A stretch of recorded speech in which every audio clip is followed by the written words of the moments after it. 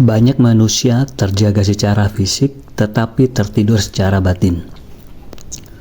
Mata terbuka, rutinitas berjalan, kewajiban dipenuhi, namun jiwa seperti hadir setengah.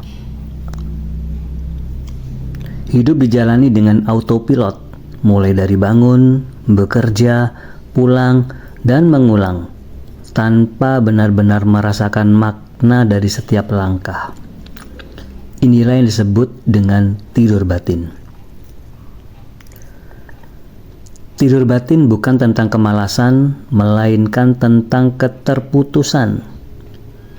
Kita terputus dari rasa, dari kesadaran, dan dari suara hati sendiri. Kita terlalu sibuk memenuhi ekspektasi luar hingga lupa bertanya, apakah hidup yang sedang kujalani ini masih selaras dengan diriku? Ketika pertanyaan itu tidak pernah muncul, tidur batin semakin dalam. Tanda-tandanya sering samar.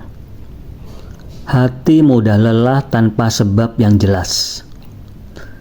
Bahagia terasa hambar, sedih pun tidak benar-benar dirasakan. Kita tertawa tetapi kosong.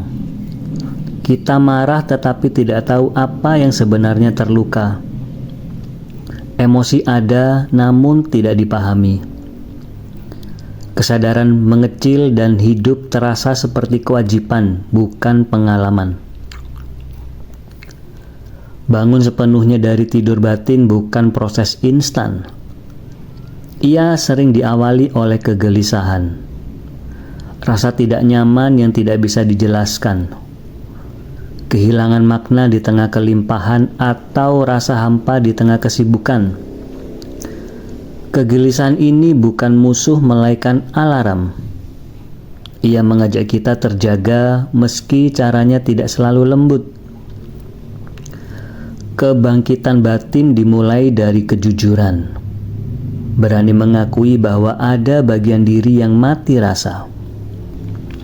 Berani berhenti sejenak mendengar suara hati yang selama ini diabaikan.